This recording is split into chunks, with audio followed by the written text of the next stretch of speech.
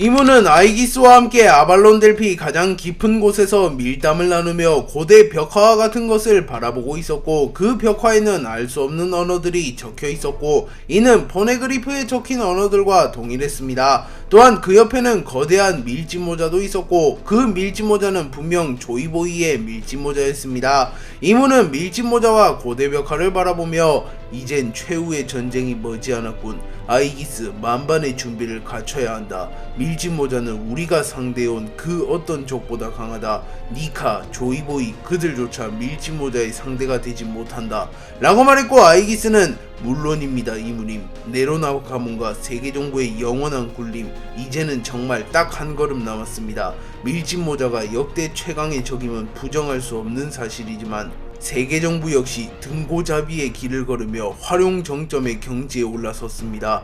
이제 진정한 만인지상이 되기까지 단 한 걸음만이 남았습니다. 라고 말하며 자신감을 드러냅니다. 하지만 이문은 조금은 불안한 듯한 표정을 지으며 밀짚모자의 조력자들 역시 크나큰 변수가 되었다. 또한 마샬디 티치놈 역시 무시할 수 없는 폭탄이 되었지. 밀짚모자 일당을 확실하게 제압하기 위해선 반드시 태고의 신의 힘이 필요하다.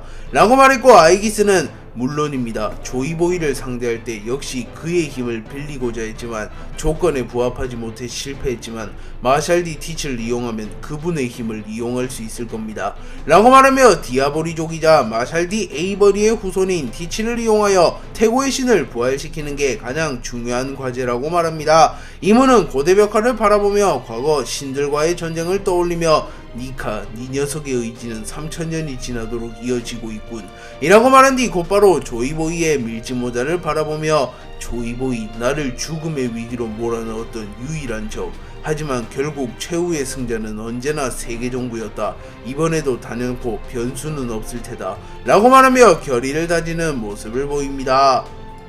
밀짚모자 일당은 발라티에를 떠나 시론마을로 향했고, 우솝은 마침내 고향으로 돌아오게 됩니다. 그리고 우솝은 시론마을에 닿자마자 마을을 향해 뛰어가며 루피, 조금 있다가 보자 라고 소리쳤고, 루피는 조금은 서운한 듯한 모습을 보이며 저 녀석 엄청 좋아하잖아 라고 말했고, 조로는 말없이 칼을 닦습니다. 그리고 밀짚모자 일당은 곧바로 조로의 고향 시모츠키 마을로 향했고, 우솝은 오랜만에 시론마을에 도착하며 나 우솝이 돌아왔어요 라고 소리치며 마을을 뛰어다녔고, 주민들은 우솝을 보며 매우 놀라는 모습을 보입니다. 참고로 우솝은 해적왕의 일당으로서 세계를 호령하는 대해적 중 한 명이 되었기에 그야말로 금이 환영한 것이나 다름없었고, 마을 사람들은 이전과 달리 우솝을 조금은 어려워합니다. 하지만 우솝의 본질만큼은 그대로였고, 마을 사람들은 우솝이 악한 해적이 된 것은 아님을 확인한 뒤 안심합니다. 그리고 우솝은 마침내 카야의 대저택에 도착했고, 우솝은 카야와 수년 만에 재회한 뒤 자신의 모험 이야기를 들려주느라 밤을 꼬박새며 대화를 나눕니다. 조로, 징베, 루피는 조로의 고향 시모츠키 마을에 도착했고, 루피는 조로가 100% 확률로 길을 잃을 것이라고 판단하며 징베에게 조로를 전담마크해달라는 부탁을 합니다. 그리고 징베는 조로가 얼마나 길치인지 오랫동안 모험을 하며 바로 옆에서 지켜보았기에 당분간 조로와 머무르며 길 안내 역할을 자처했고, 조로 역시 중요한 시기에 자신이 길을 잃게 되어 최종 전쟁에 합류하는데 차질이 생긴다면 안 된다는 것을 인정하며 조금은 자존심이 상하지만 징베와 의 동행을 결정합니다.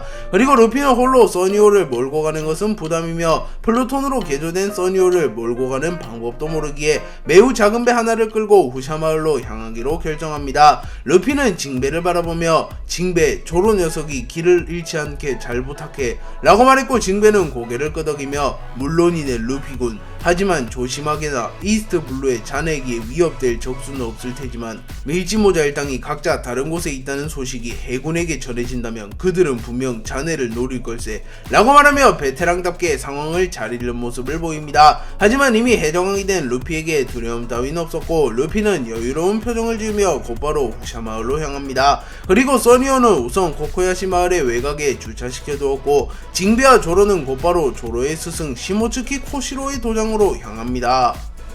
조로와 징베가 시모츠키 코시로의 도장에 도착한 이후 시모츠키 코시로와 조로는 재회하게 되었고, 시모츠키 코시로는 예상치 못한 조로의 방문에 당황하는 모습을 보입니다.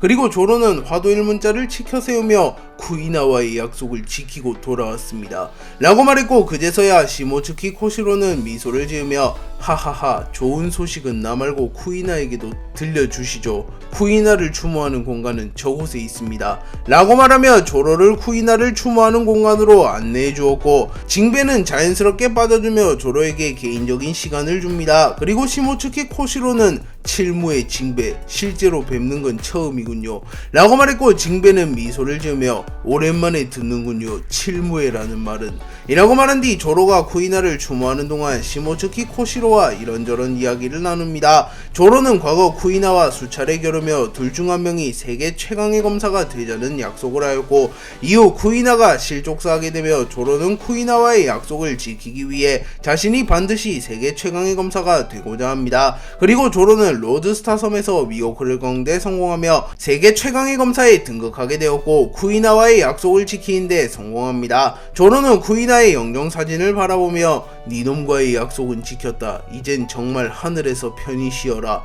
니 녀석과 함께 따낸 세계 최강의 자리는 그 누구에게도 주지 않겠다. 언젠가 저승에서 만나게 된다면 다시 한번 겨루는 그날까지 말이야. 너라면 분명 저승에서도 단련을 했을 거라 믿는다 라고 말한 뒤 가벼운 목례를 하며 쿠이나를 추모해줍니다.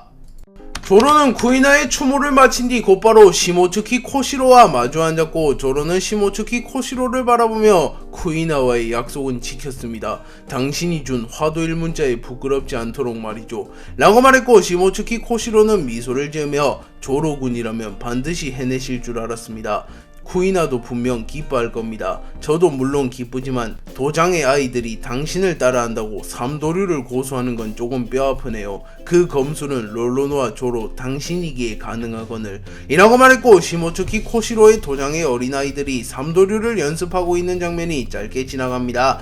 조로는 얕은 웃음을 띤 이후 사부님, 당신은 알고 있었던 것입니까? 제가 도신 류마의 후손이라는 사실을 이라고 물었고, 시모츠키 코시로는 고개를 저으며 저도 그 사실을 알게 된 것은 얼마 되지 않았습니다. 당신도 아시다시피 저와 당신 둘 다 와노쿠니 출신, 도신 류마는 와노쿠니에서 전설로 내려오는 검사였습니다. 당신의 아버지는 와노쿠니의 무사 롤로노와 아라시, 당신의 외가 쪽은 저희와 마찬가지로 시모츠키 가문이죠. 류마는 시모츠키 가문의 먼 조상 하여 당신과 저희의 조상은 도신 류마가 되는 겁니다 라고 말해주었고, 조로는 머리를 쓸어넘기며 후, 복잡하군요. 이제 와서 혈통을 따질 생각은 없었다만 나와 쿠이나가 결국 한 핏줄이었다는 것과 도신 류마의 후손이라는 사실은 놀랍군요. 쿠이나가 그렇게 강할 수 있었던 이유 역시 도신 류마의 피를 물려받아서인 것인가 라고 중얼거렸고, 시모츠키 코시로는 롤로노와 조로, 당신에게 혈통 따윈 중요하지 않습니다. 어찌되었던 당신은 세계의 정점에 선 검사, 그나저나 시모츠키가와 에단바론과는 악연이 깊군요. 당신이 와노쿠니를 에단바론 나스주로로부터 구했다는 소식도 들었습니다. 와노쿠니에 있는 제 지인들의 칭찬이 자자하더군요. 마치 도신 류마가 살아 돌아온 듯한 느낌을 받았다고 합니다 라고 말했고, 조로는 오랜 악연? 설마 나스주로와 류마 역시 격돌한 적이 있습니까? 라고 물었고, 시모츠키 코시로는 물론 정확한 정보는 아닙니다만 나스주로 역시 도신 류마에게 한 차례 패배한 적이 있었고, 그 때문에 와노쿠니가 세계정부의 표적이 되었다는 속설이 있습니다. 물론 와노쿠니의 일부 사무라이들 사이에서 내려오는 속설이지만 말이죠 라고 말했고, 조로는 그제서야 나스주로가 자신과 류마에 집착하는 이유를 깨닫습니다. 조로는 도신 류마가 자신의 조상이라는 것이 확실해진 뒤 자신의 검이자 류마가 남긴 검 도신류를 바라보았고, 도신류를 꽉 쥐며 무언가 결의를 다지는 모습을 보입니다.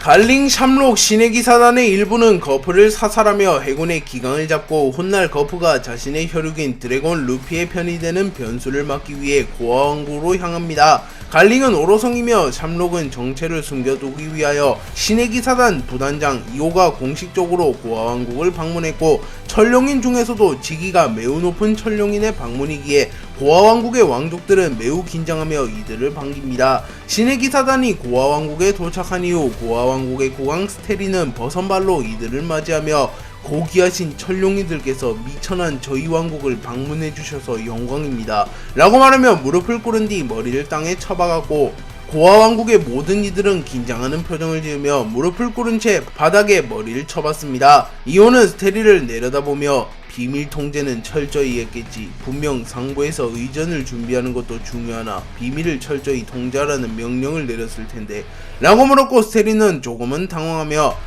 물론입니다. 천룡인들의 방문은 대대적으로 알려졌으나 라고 말을 저었고, 이오는 곧바로 스테리의 얼굴을 발로 차버리며 이런 멍청한 자식, 분명 비밀 유지를 1순위로 하라고 했거늘 이라고 말했고, 그 순간 갈링이 나타나 곧바로 스테리의 목을 베어버리며 멍청한 왕 때문에 쥐새끼들이 달라붙을지도 모르겠군 이라고 말했고, 이오는 분명 천룡인이 이 시기에 고아 왕국을 방문한다는 것은 수상한 징조입니다만 단순히 천룡인의 방문이라고 한다면 의문을 품고 달려들 쥐새끼가 그렇게 많진 않을 겁니다 라고 말했고, 갈링은 물론 밀짚모자가 나타나는 변수만 아니라면 거푸 중장의 죽음을 막을 수 있는 것은 없다 라고 말했고, 고아 왕국의 왕족과 귀족은 천룡인들이 단칼에 자신의 국왕조차 베어버리는 것을 보며 경악하며 벌벌 떱니다. 하지만 갈링과 이오의 우려대로 드래곤은 이 시기에 천룡인이 방문한 것을 수상하게 여겨 이미 고아 왕국으로 향했으며, 공교롭게도 루피 역시 최후의 전쟁 이전 마지막 휴가를 준비하며 후샤마을로 향한 상태였기에 이는 세계 정부가 예상치 못한 변수이며 격변의 징조라고 볼 수 있습니다.